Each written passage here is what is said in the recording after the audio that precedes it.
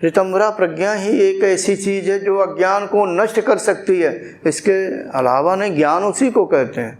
ये जो ज्ञान है, आप लोग उनने कोई शोध का काम किया, पीएचडी कर लिया या मास्टर की डिग्री ले ली, कहते हैं हम ज्ञान प्राप्त करके आए। ज्ञान प्राप्त करके नहीं आए। सत्य ये है, अज्ञान का विकास आप लोगों ने किया। अज्ञान या विज्ञान का विकास किया। विज्ञान भी अज्ञान के अंतर्गत है।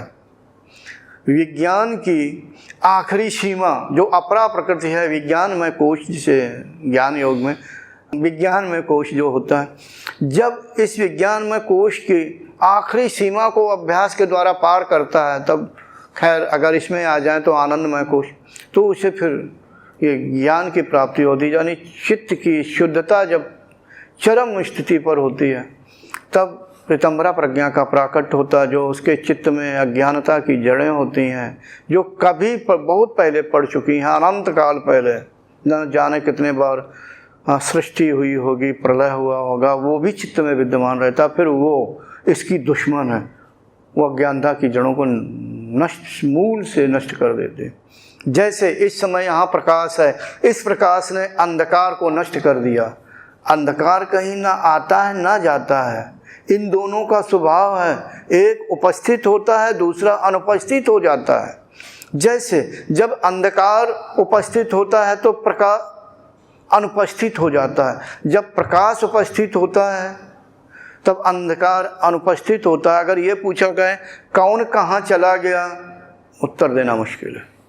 ठीक है, तो आपने चित्त की भूमि की बात की। चित्त की भूमि वो होती है, फिर वो इतनी मजबूत हो जाती है कि पूछना। और अंत में आखिरी जन्म में जब वो समय आ जाता है, उसकी समय सीमा तो मैं भी नहीं जानता हूँ, और प्रत्येक जीव को ऐसा करना होगा।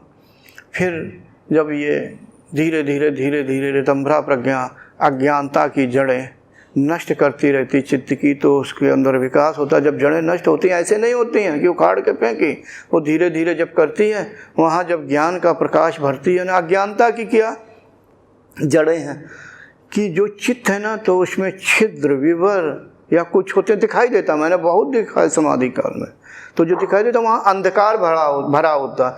तो उस जगह जब ज्ञान का प्रकाश यानी ऋतंभरा प्रज्ञा के ज्ञान का जो प्रकाश पड़ता है ना, तो अंधकार नष्ट होता। उस समय चित्त पर जो हरकत होती है वो भोगना पड़ता है अभ्यासी को। ये संसार उसकी दुर्गत कर रहा होता, उसे क्लेशात्मक कर्म भी कहते हैं।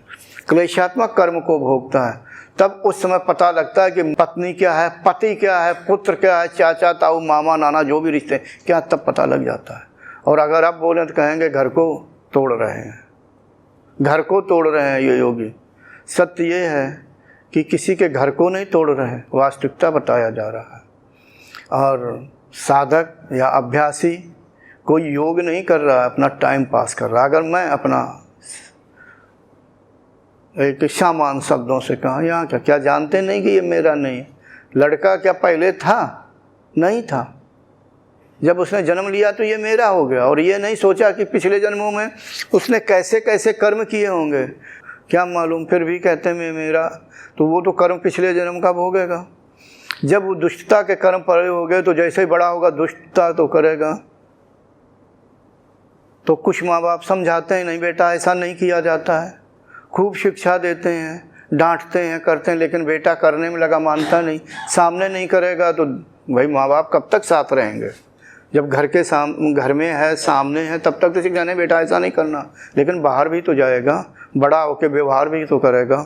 तो अपना कर्मानुसार कार्य करेगा। माता पिता कुछ नहीं कर पाते, क्योंकि कर्म ही ऐसे भरे हैं। भले ही माता पिता को अपमान सहना पड़े समाज का, शब्दों से अपमान सहना पड़ता, तो उनके भी अपने कर्म हैं। भैया ऐसे पुत्र को जन्म दिया, भोगो।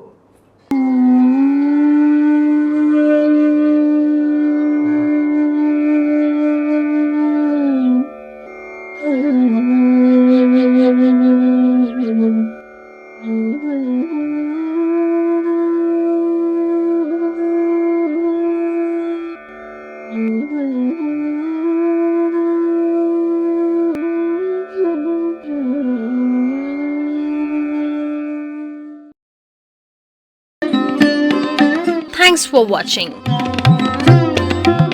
Remember to like, comment and subscribe.